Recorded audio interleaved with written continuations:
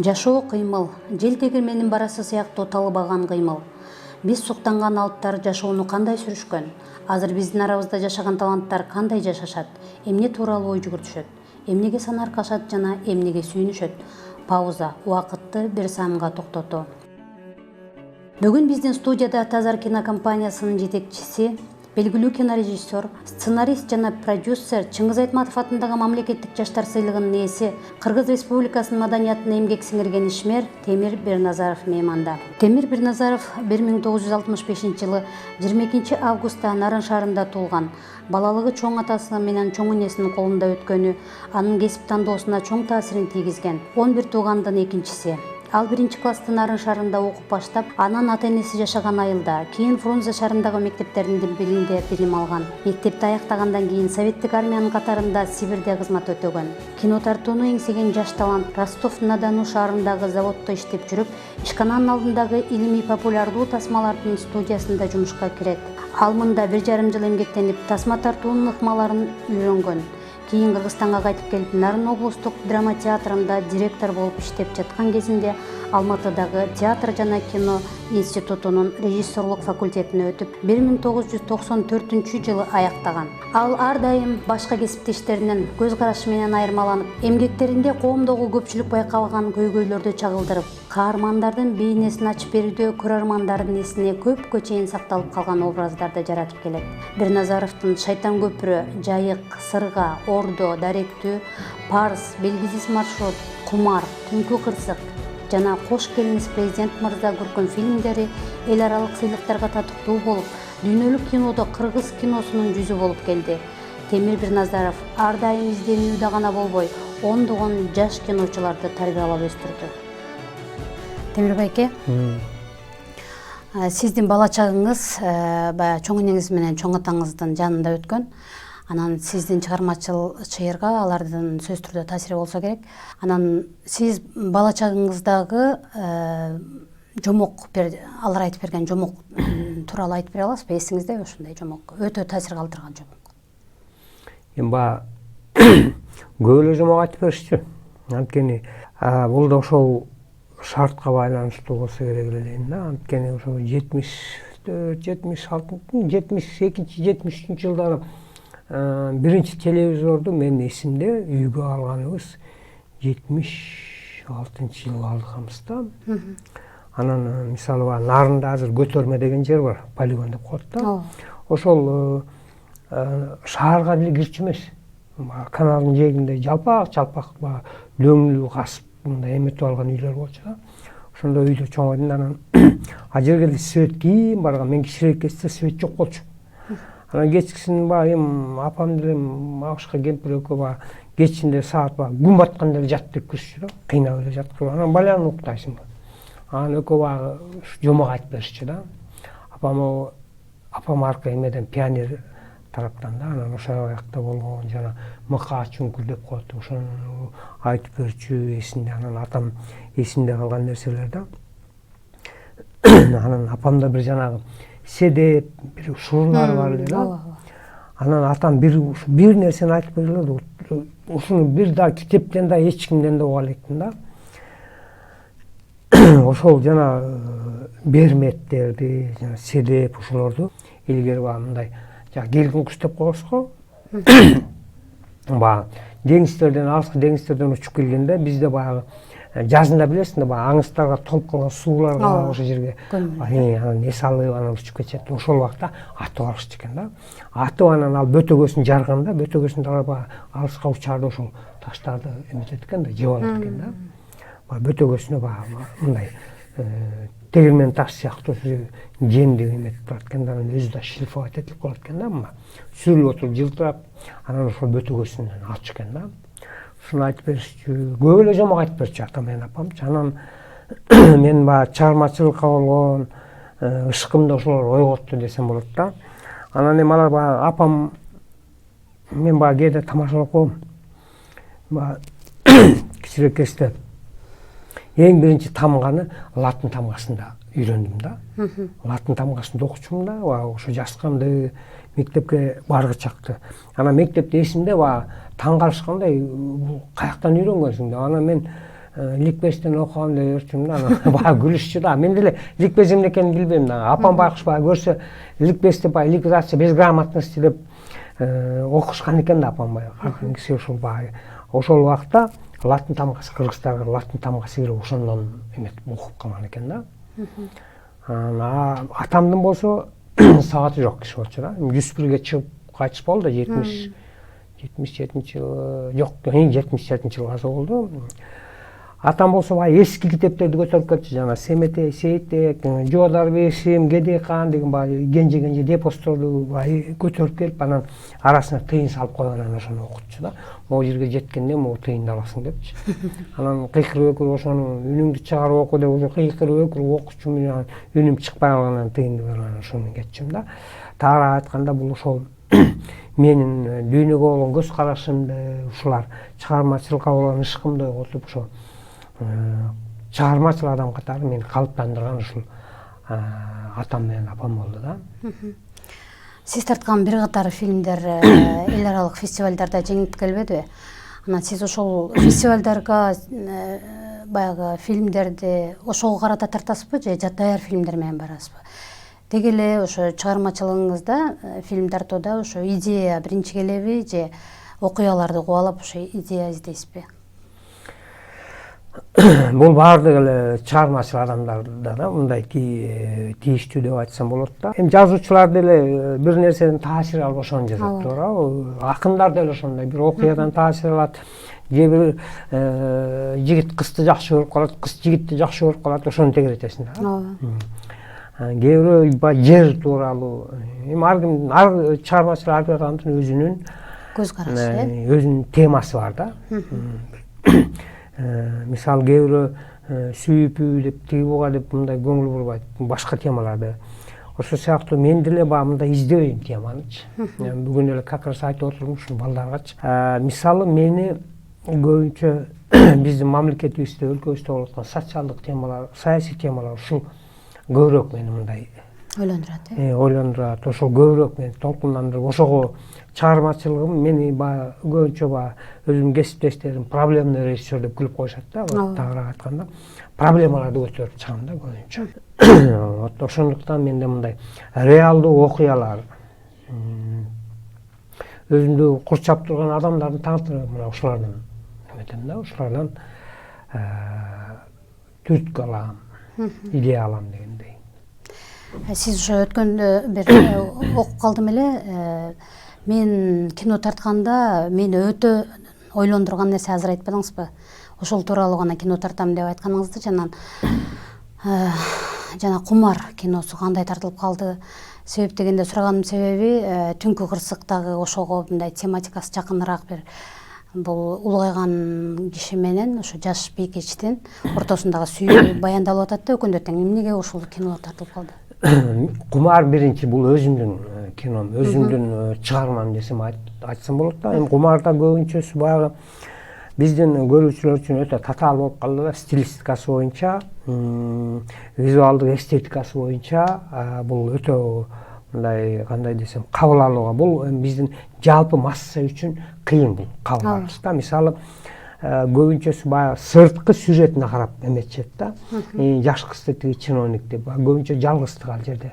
Чиновник да жалгыз, кыз да жалгыз, энеси да жалгыз, энеси менен баш кошуп келген ада жалгыз, баары жалгыз бул жашоодо. Анан ал жерде мисалы чиновниктин мисалы зеркальный образ деп айтсак болот. Чиновниктин жаш кеси тиги баягы бала. Ооба. Кыздын сүйлөшкөн баласы. Баланы ошол тиги эме күтүп турат. Тигинин келечеги чиновник. Кыздын келечеги энесинде. Тагыраак айтканда мындай эме болду да. Ошону берейин дегем. Анан бул жерде баягы көбүнчө состояние адамдардын, мындай адам ошол болуп аткан окуяга мындай эмоционалдык мындай состояниясына кирсе дегем да. Канчалык деңгээлде ишке ашты билбейм да. Эми бул кийинки кином Түнкү кырсык. Муну драматург Талип Ибраимов деген биздин драматург агабыз бар эле да, бизде главный редактор болчу. Ошол киши ошол сценарийин аңгеме, мындай чакан аңгеме да, ошонусун эмеге биздин эмеге бекиттирип, приказ кылып киностудияга бекиттирип койгон экен да. Анан бир күнү өзү чакырды мени. Ушуну окуп көрчү, Аңгемесин аңгеме баягы ушуну окуп көрчү, сенден башка эч кимге бербейм, ушуну только сен тартасың деп. Анан окуп көрүп анан айттым, мен бул темага талпайки, бул темага мен тартып койгом. Мынакей кумарда. Эми ушуну кайталабай эле коеюн дедим да. Анда деле ушундай бир дудук кызды жакшы көрүп калып, анан тиги бул сыяктуу да, эми ал жерде да ушундай экен. Анан ал киши эгер макул болсоңуз бүт оңдоп чыгайын дедим да. Анан ал эметен макул деди, кайра бирдеме аштан айнада көрсө ооруп жүргөн экен байкуш киши. 2-3 жолу айнып, 2-3 жолу мен да айнып ушундай эметип калды. Анан анын үстүнө анан кийин каза болуп калды. Анан барып балдар келип чогулуп, директор болду, министр баш болуп келди, Алтынбек келип анан баары суранышты да, ушуну тартып бер депчи. Анткени акча бөлүнүп калган экен, приказчы акча бөлүнүп кеткен экен. Анан макул дедим, эми анын үстүнө баягы талпай экен көз өтүп кетти. Анан кандай каалап, мындай кандай кааласаң оңдоп тарта бер деп, анан ошонун негизинде тарттым да. Эми ал деле баягы мындай мен үчүн аябай чоң сыноо болду да. Анткени сценарий жок эле чыгып алдым да. Баягы мындай бир кичинекей аңгеме, анан актер, анан бүт ошондуктан жана киномдо баягы башкы каарман Акылбек Байкемендин кыз калган бүт ошол группадагынын баарын ойнотуп чыктым да. Анткени ошол тартыла турган жерди таанып алып, анан ошол жерден жазып аттым да сценарийди. Анан ал жерде баягы актерлду тандаганга эле эч кандай шарт жок, эч эме жок. Анан ошолду кошуп тартып эме кылдым да. Бул да чоң сыноо болду мен үчүн. Ошо жанагы экөөндө тең сүйүү бар деп атпайм, баары бир кандайдыр бир деңгээлде сүйүү темасы бар да. Анан сизде деги эле сиз үчүн сүйүү деген эмне? Мындай да. Жана түнкү орус темасынан айтып кетейин да. Жанагы мен ушул кинодо мындай да, сүйүү деп деле айта албайм. Бизде мындай деген бир мындай сөз бар го. Дүйнөнү сулуулук сактап турат деген да. Анан мен ошол жерден дүйнөнүн сулуулугу эмес, башка нерсе сактап турат. Боорукерлик, кайрымдуулук сактап турат. Адамгерчилик сактап турат да. Ушуну айтайын дегеним да. Мисалы тиги каарманыбыз баягы сырты мындай кандай деп айтсам, башка каарман соорой, кичинекей, мындай арак ичет, тиги бирок ички дүйнөсү сулуу да. Анан мындай сен айткандай баягы сүйүү деп атпайсызбы? Сүйүүнү кандай десем, бул сүйүү деп жана сен да суроо берип атпайсыңбы? Сүйүү деген эмне деп.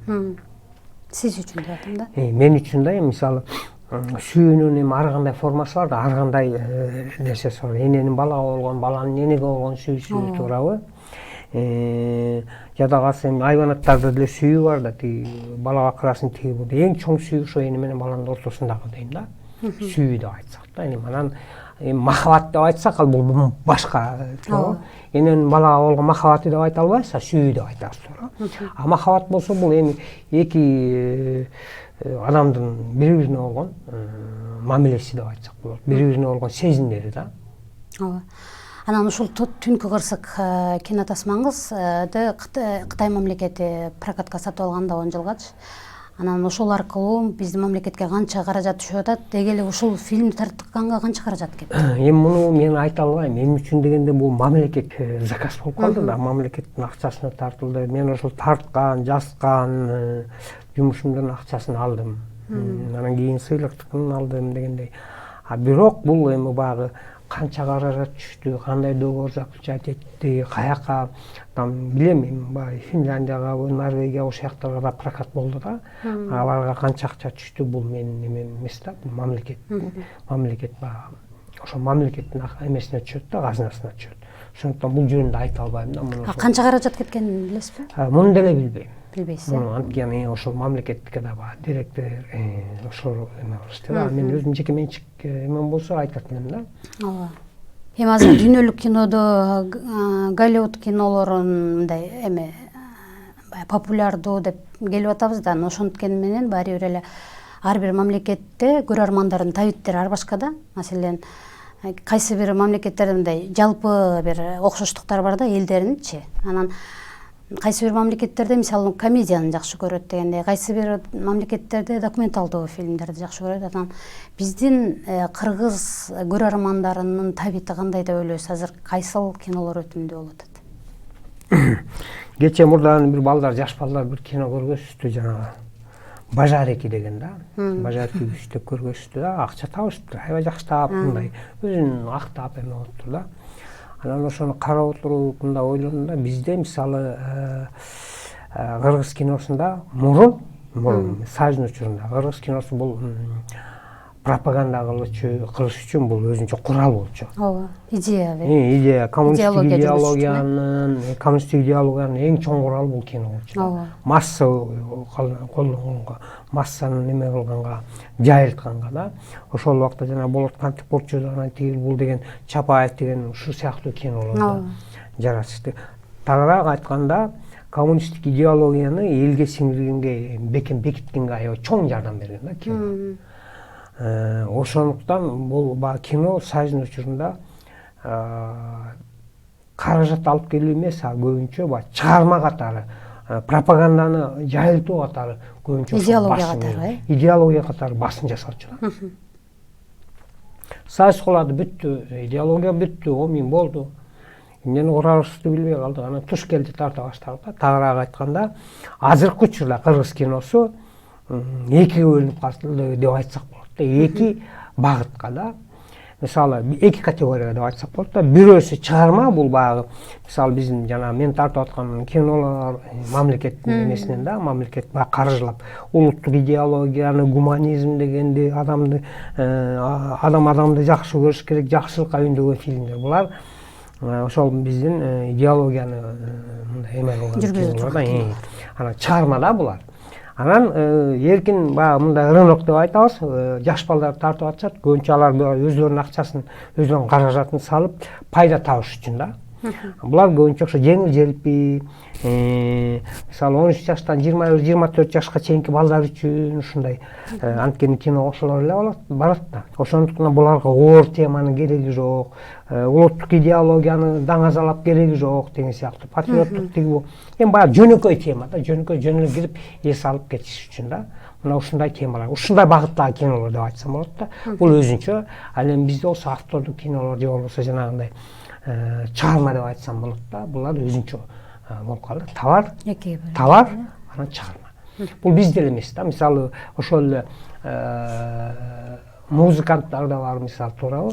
Кээ бир мисалы Мерген Турган же Филипп Киркоровдор келсе, мисалы, опера тиги эме дворец спорта толуп калат, а чыныгы чыгармаларга, опера балетке барса, 35-45 киши, туурабы? Ошол сыяктуу нерселер да.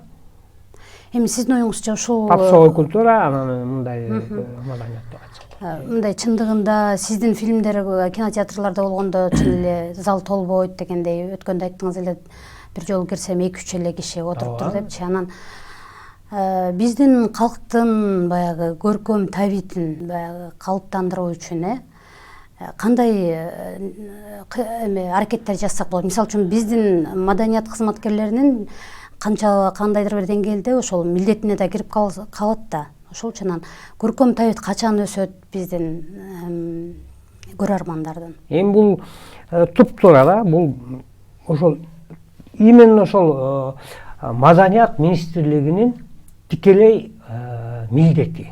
Бул улуттук идеологияны да формировать эткен бул ошол маданият министрлиги да. Улуттук маданиятта кандай болуш керек, туурабы?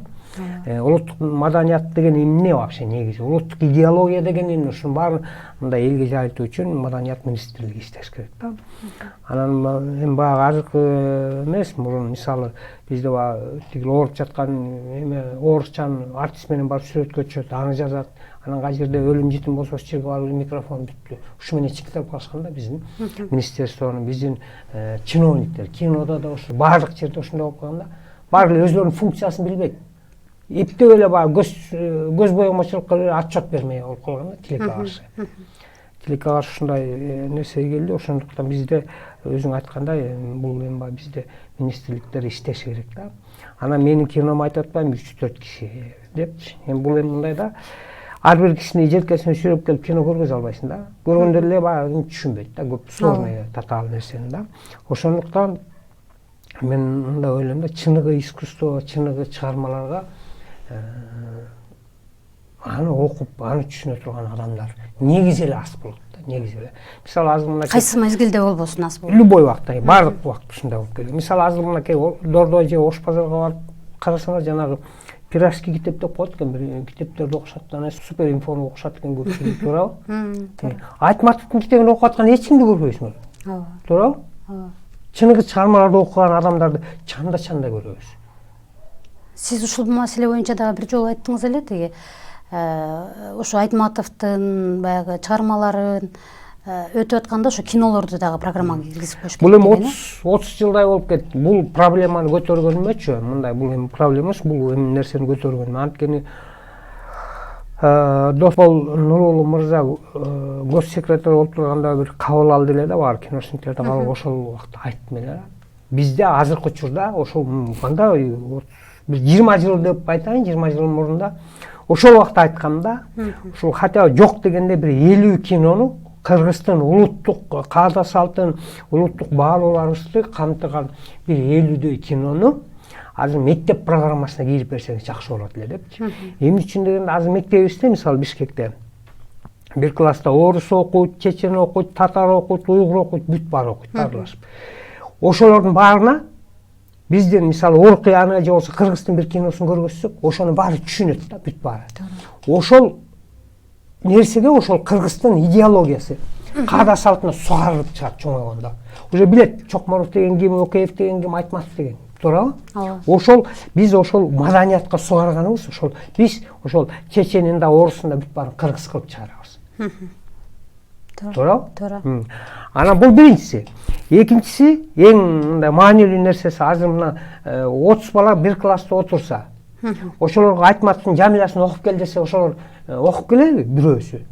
Жок деген бирөө экөө окуп келет, бирок бир 10-15 күндө окуп келет, туурабы?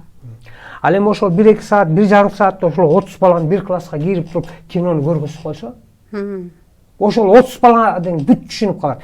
Айтматов ким экенин, Жамиля ким экенин, Чокморов ким экенин бүт баарын түшүнүшөт да. Каада салтын бүт баарын, туурабы? Азыркы учурда ошол бул учурдун талабы. Муну туура түшүнүшүбүз керек дагы. Эми муну мен Каныбекке дагы, Садык экөөнө тең жазуу түрүндө да бергем. Эми аны биринчи окууда министр кезинде. Жок, депутат кезинде эле. Мына биринчи окуудан өттү, биз кирдик. Мындан ары кандай болот билбейбиз деди да. Муну дайыма жылга кайрылып келем. Мен министрине да, премьер-министрине да кайрылгам. Бир жолу премьер-министрге жазсам 2 жылдан кийин кайра өзүмө кат келди да. Ушуну өзүңүз келе колго алып иштей бериңиз деп. Ушундай кокмалар болгон. Мен ошондо түшүндүм да, биздин мамлекеттин кандай иштээрин да. Эстет, мен кат жаздым да, ушундай кабыл алып койсоңор деп. Анан ал кат көрсө, министр образованияга түшөт. Андан маданият министрине келет. Маданият министри биздин департаментке жөнөтөт, департамент кыргыз фильмге жөнөтөт. Анан кыргыз фильм директору чыгып мага ушуну өзүң эле ишке ашырып койчу дейт да. Вот ошондой, ооба. Ушул биздин мамлекеттик система.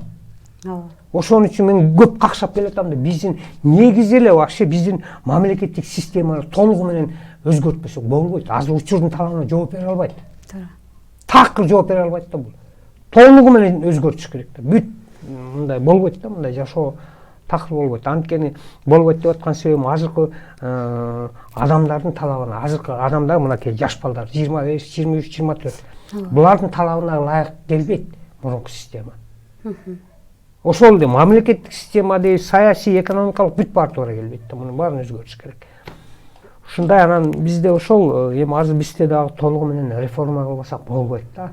Кандай үмүттө болсо деп ойлойсуз, мисалы маданият тармагын? Маданият тармагын толугу менен реформа кылбасак такыр болбойт, мындай болбойт биздикичи. Эми бүт эле баягы мындай эми көрүп атасыңар, кандай эми мындай болбойт да. Кантип ушул? Кээ бир мамлекеттерде маданият министрлиги жок. Бирок маданият биздикинен күчтүү. Маданият министрлиги деген такыр жок. Бирок аябай күчтүү алар. Маданият жагынан бүт баардык жагынан. Кайсы бир программалар кабыл алынып, ошол өкмөт тарабынан программа менен кетет.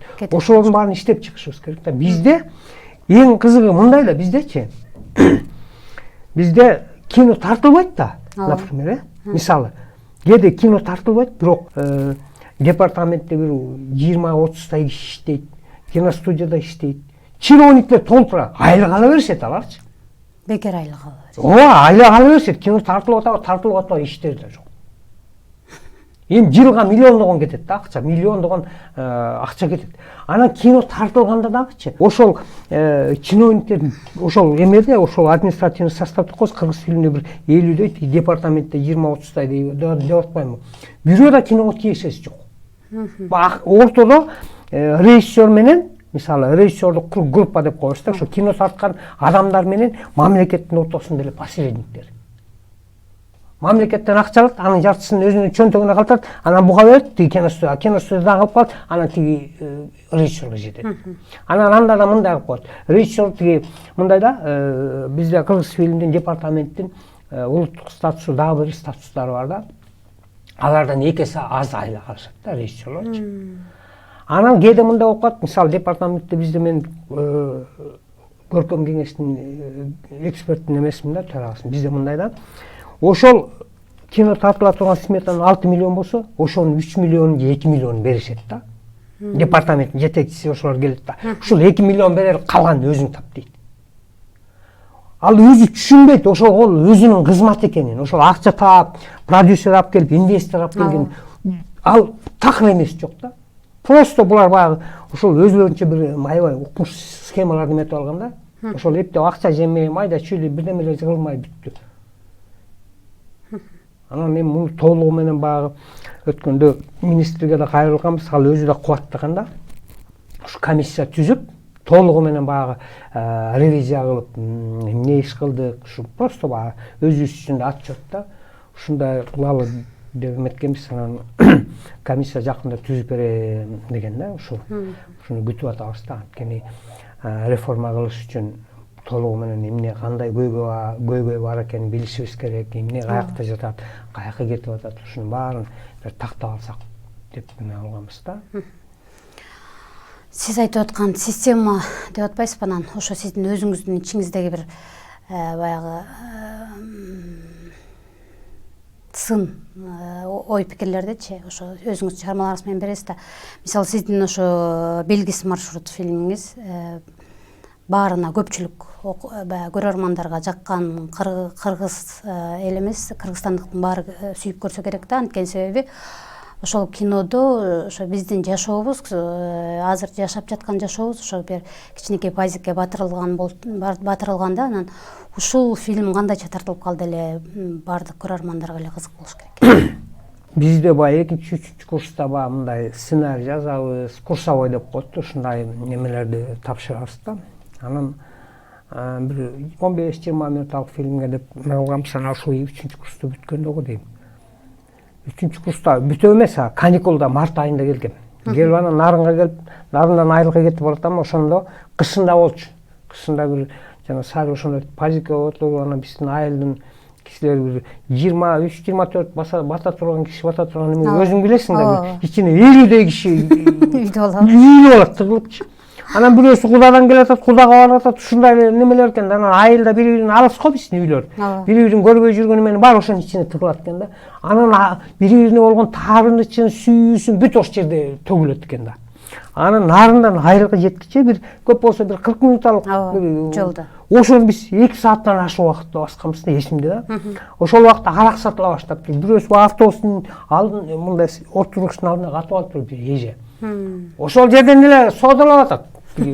Жасып коюп элечи.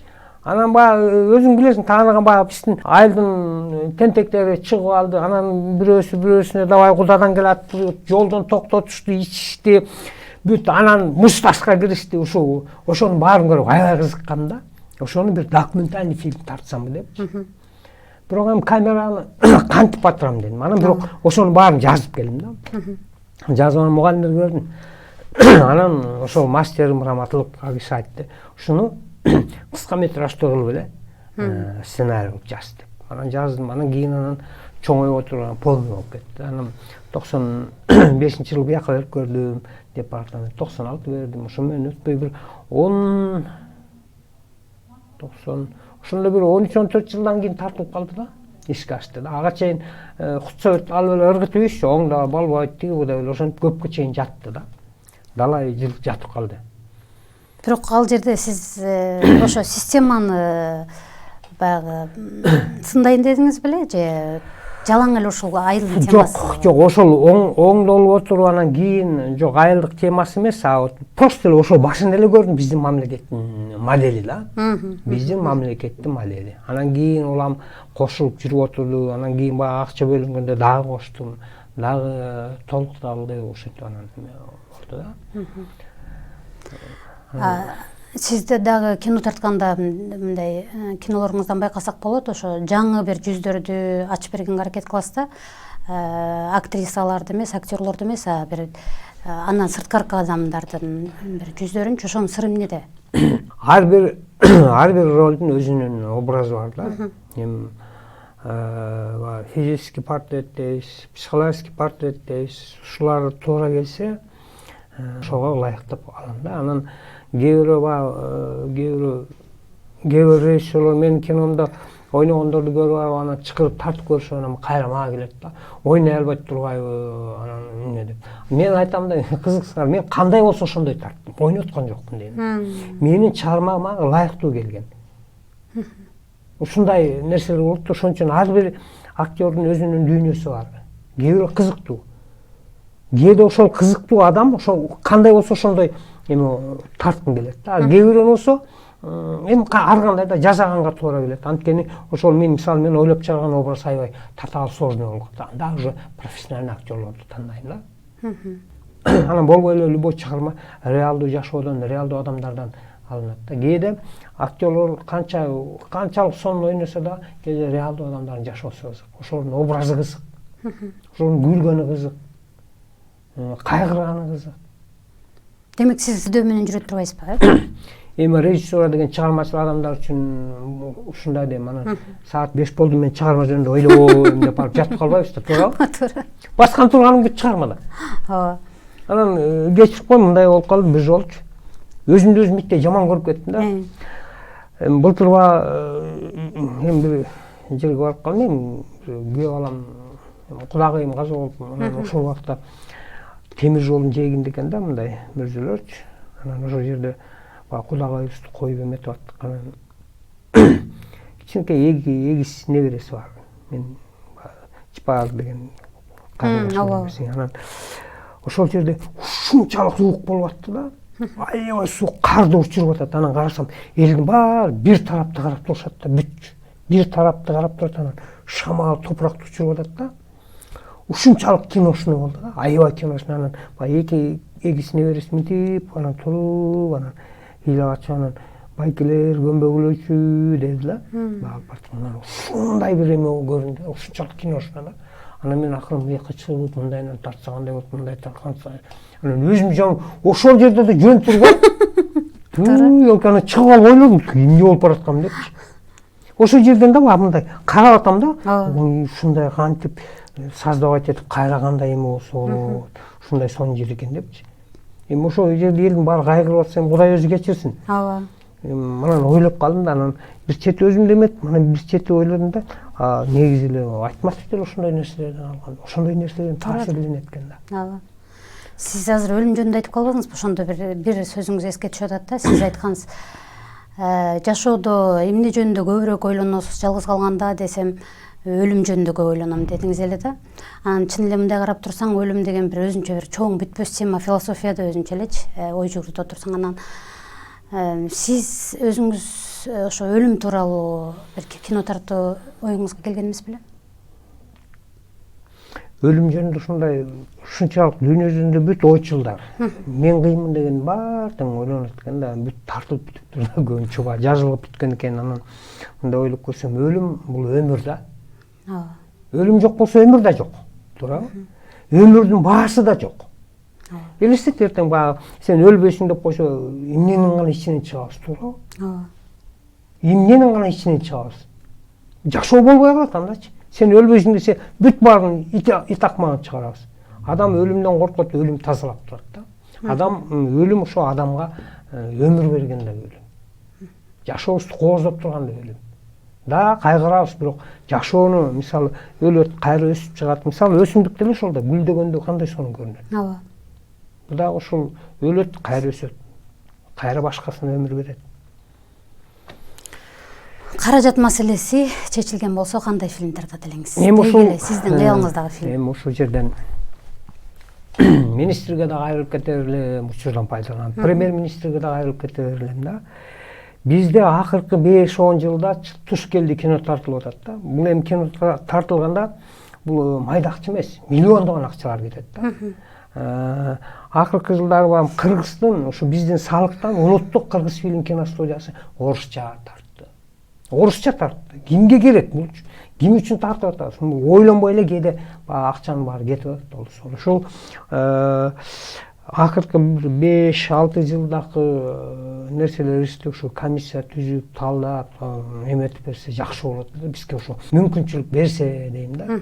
Анткени буга чейин көп нерселер мындай көмүскөн нерселер жазылып кеткен, ушунун баарын эме кылып берсе жакшы болот эле да. Ошо мүмкүнчүлүк болсо эмне фильм тартайын деп, балким кыялыңызда жетпеген бир фильм бар. Толтура, сценарийлерин толтура. Толтура, Аябай көп. Мени акыркы убактарда баягы эметкен, баягы болбой эле биздин саясий акыбалда, мамлекетибиздин саясий акыбалы. Менин деле кыялымда гүлдөп кетчү дейм да мамлекет. Бирок азыркы толтура тема мынакей. Биздин парламентте карап туруп эле сонун кино тартсам болот, комедия да. Ошолордун образын кереги, образды издеп керек, ошолордун образын койсоң бүттү. Даяр кино. Даяр кино. Анан акыркы убактарда өтө мындай мени толкундандырып, мындай эме кылган бул ошол биздин кыргыздарда да, кыргыз элибизде, мамлекетибизде кыздарга, аялдарга болгон мамилебиз да. Ушул мени көп мындай сарсанаа кылат да, ушул жөнүндө тарткым келет кинону. Анан баягы кээ бирөө айтат да, темир ушундай проблеманы эле тарта бересиң деп. Жок, толтура, чыксаң күлкүлүү кинолор толтура. Ар ким ар кандай теманы көтөрүп чыгат, туурабы? Анан жаман жагын эле тарта бересиң дейт. Өлүм жакшырсаң, ооруну жакшырсаң өлүм ашкера калат дейт. Анан ошон үчүн темам көп эле толтура. Анан ушул каражат болсо акырын четинен иш баштап